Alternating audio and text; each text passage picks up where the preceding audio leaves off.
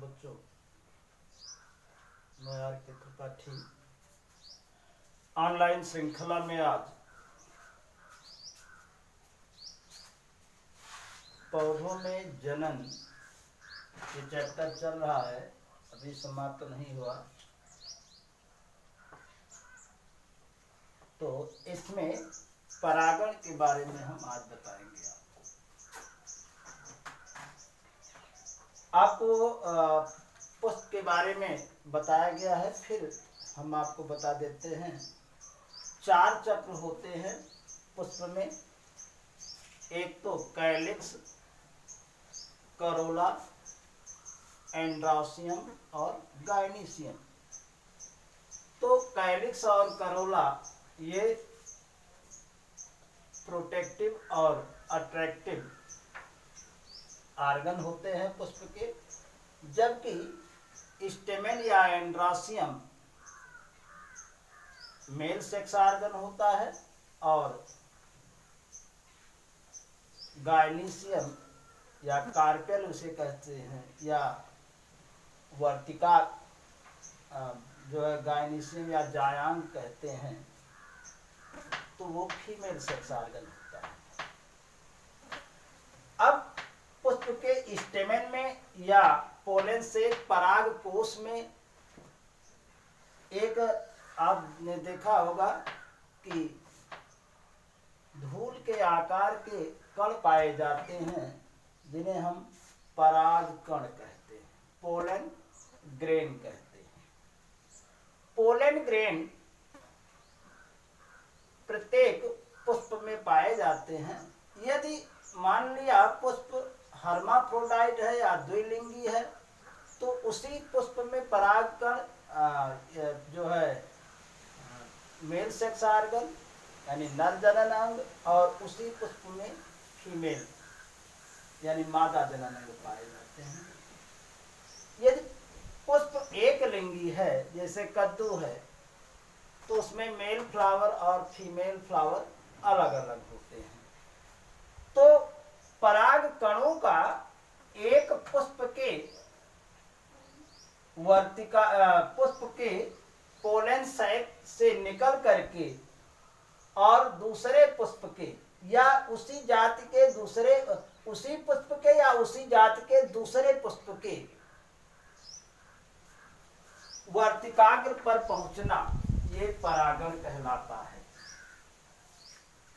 परागण कहलाता है, यानी पराग कण का यहां से दूसरे पुष्प के पराग कण तक पहुंचना और इसी पुष्प से इसी पुष्प के परागकण तक पहुंचना, ये परागण कहलाता है।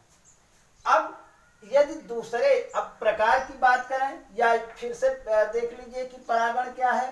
परागण पराग कणों का उसी जाति के पुष्प के वर्तिकाग्र पर पहुंचने की प्रक्रिया को हम परागण कहते हैं। और इस आधार पर परागण मुख्य रूप से 2 प्रकार के होते हैं।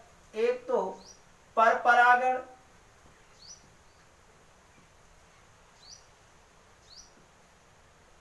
परागण, और दूसरा स्वपरागण।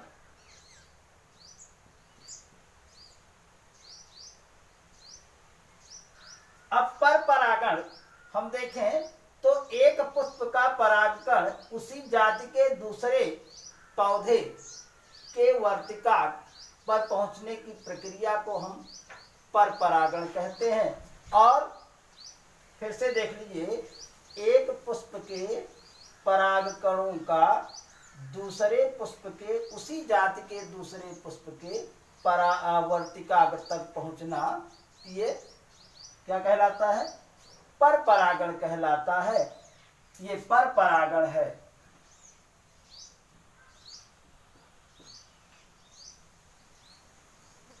और यहाँ ये स्वपरागण हो रहा है।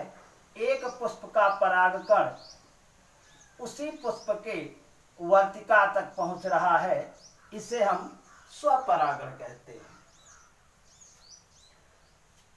तो ये स्वपरागण और पर परागण हो गया।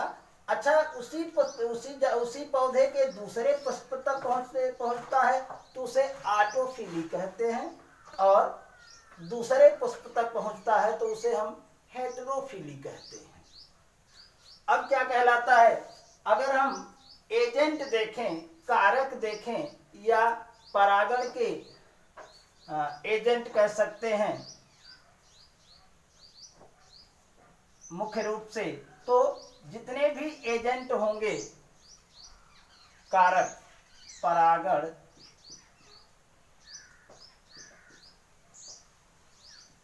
के कारक, तो वायु परागण,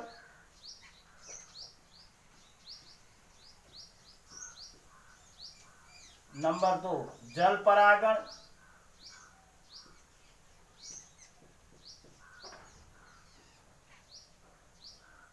नंबर 3 कीट परागण,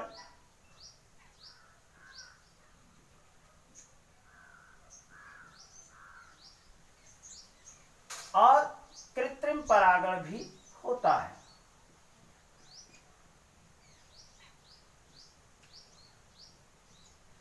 अब अगर आपको विशेष रूप से ये 1 नंबर में आता है, विशेष रूप से जानकारी प्राप्त करनी होगी कि वायु परागण किसमें होता है। अब इतना अगर आप जान गए तो ये तो क्लियर है कि वायु के द्वारा पराग कणों का एक पुष्प से दूसरे पुष्प तक पहुंचने की क्रिया को हम वायु परागण कहते हैं।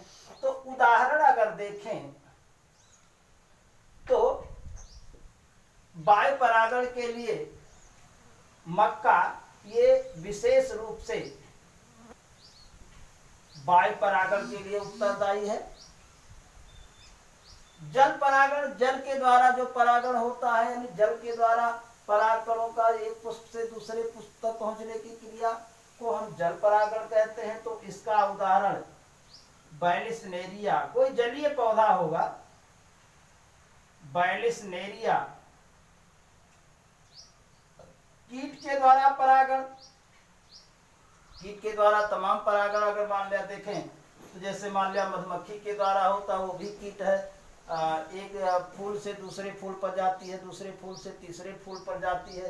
तो कीट परागण के लिए, विशेष रूप से कीट परागण के लिए साल्विया नाम का एक पौधा है जो कि कीट परागण के लिए विशेष रूप से उसकी रचना उसी प्रकार से बनी हुई है। साल्विया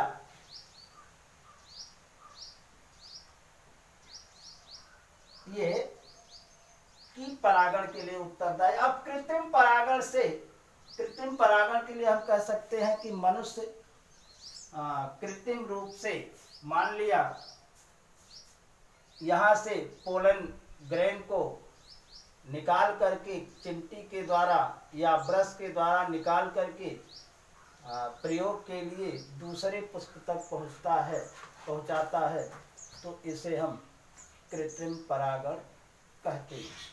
तो कुल मिलाकर के परागण क्या हुआ, पराग कणों का एक पुष्प से दूसरे, उसी जाति के दूसरे पुष्प तक पहुंचने की प्रक्रिया परागण हुई, या यूं कह सकते हैं पराग कणों का स्टिग्मा तक पहुंचने की प्रक्रिया को हम, वर्तिकाग्र तक पहुंचने की क्रिया को हम परागण कहते हैं। तो विशेष रूप से स्वपरागण बताया गया, जो उसी पुष्प के परागकण द्वारा उसी पुष्प के वर्तिकाग्र तक पहुंचता है तो उसे हम स्वपरागण कहते हैं। और उसी किसी पुष्प का उसी जाति के दूसरे पुष्प के वर्तिकाग्र पहुंचना, ये परपरागण कहलाता है। अब परागण के प्रकार की बात करें, कारक की बात करें, या एजेंट जो होते हैं उनकी बात करें, तो वायु परागण है, वायु के द्वारा पुष्प तक पहुंचना, जैसे मक्का, जल परागण, बैलिसनेरिया, कीट परागण, साल्विया। कृत्रिम परागण मनुष्य के द्वारा होता है, जो प्रयोग के लिए होता है। तो इस आधार पर 1 नंबर या 2 नंबर में परागण आता है, या हो सकता है कि 2 नंबर में आ जाए, या 1 नंबर में आएगा तो ऑब्जेक्टिव रूप में आता है कि परागण, कौन सा परागण विशेष रूप से किसके द्वारा होता है। धन्यवाद।